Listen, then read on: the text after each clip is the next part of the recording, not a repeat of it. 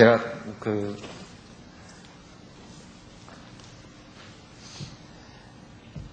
이 얘기 하다 보니까 애껴놓은 말이 하나 있는데 시간이 없어서 안 되겠습니다. 네. 대통령님, 일단 질문에 답변해 주셔서 대단히 감사합니다. 박수 한번 치시고.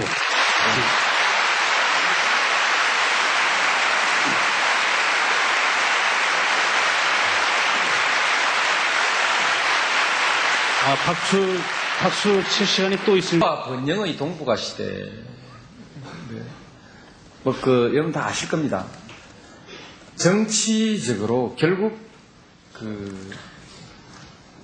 100년 전, 120년 전 동북아시아의 상황이 반복되지 않을까라는 우려들이 많이 있었는데 결코 그렇게 되지 않습니다.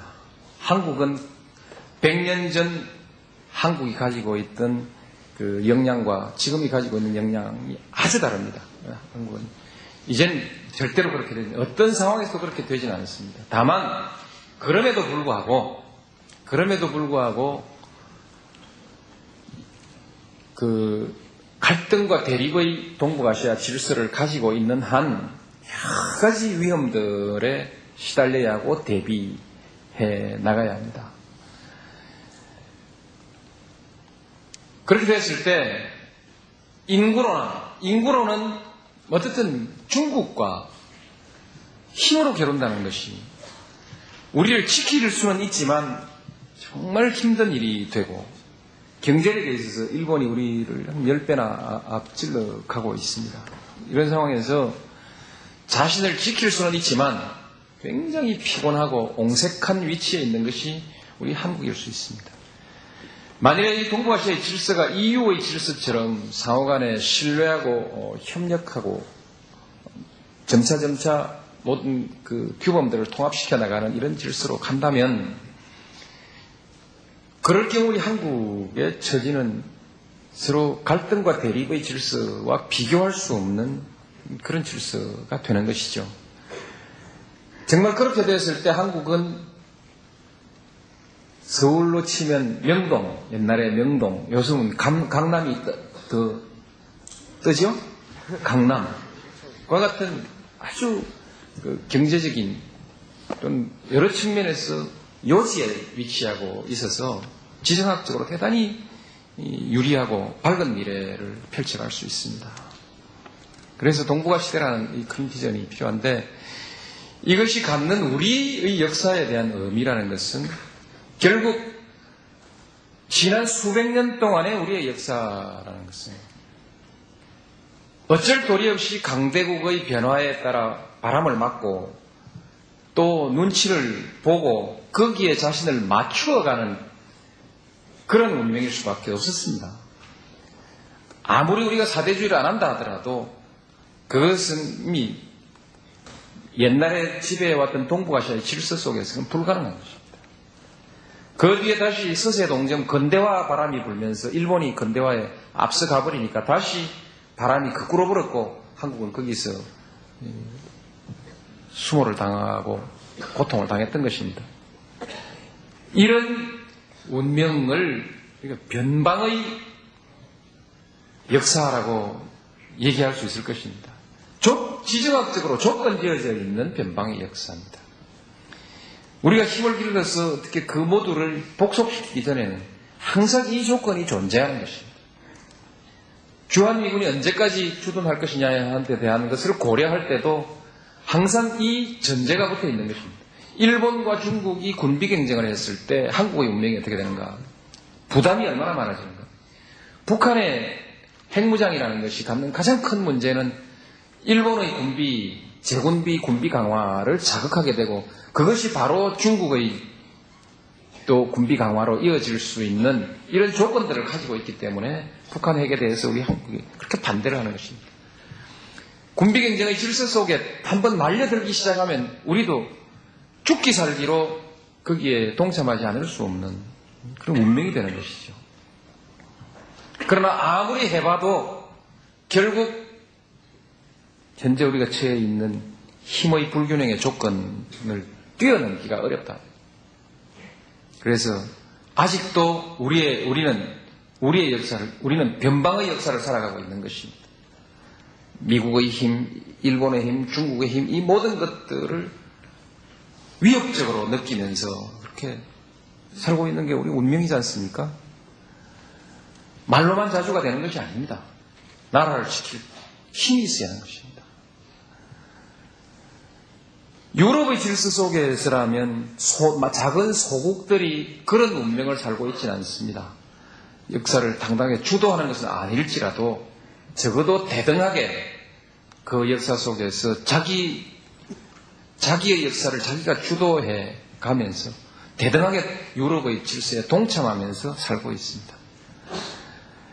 동북아시아라는 새로운 질서라는 것은 우리 한국이 소위 말해 수백 년 동안 벗어나지 못했던 변방의 질서를, 변방의 운명을 어떻게 벗어던질 수 있는가 하는 그런 동북아 질서의 문제입니다.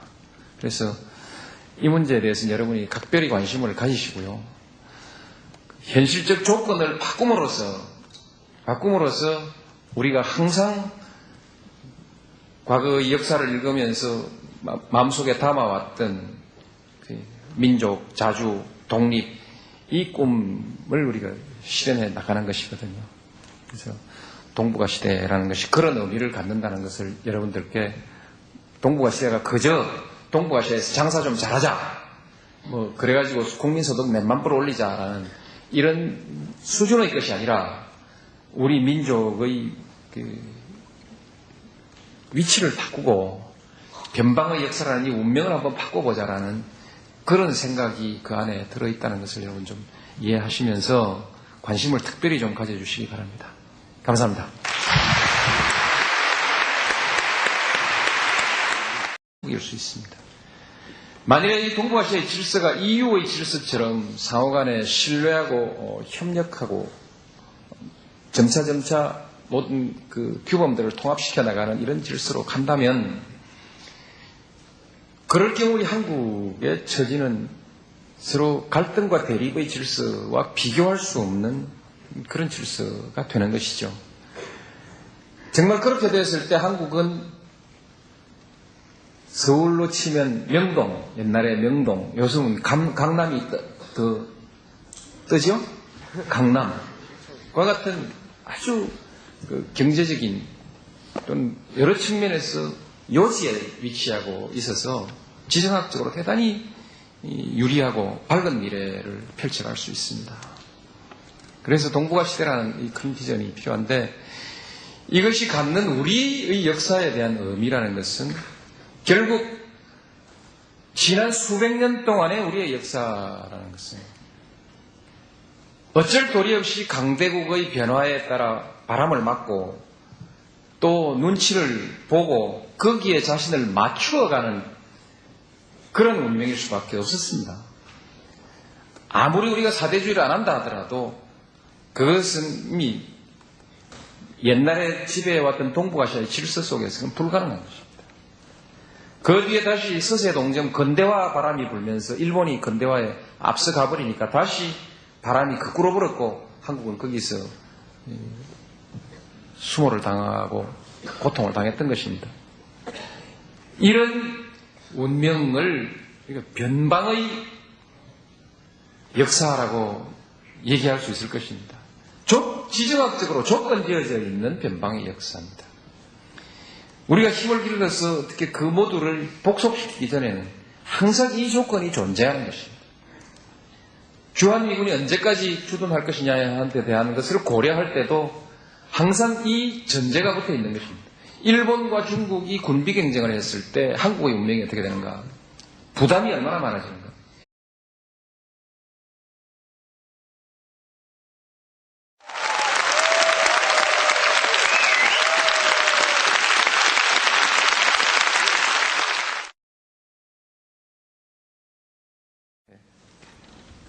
아이고. 제가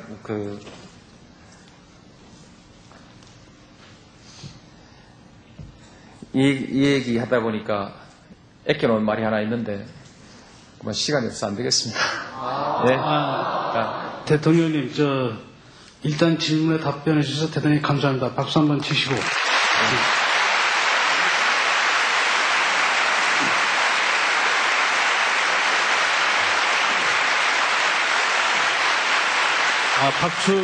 박수 칠 시간이 또 있습니다. 번영의 동북아 시대.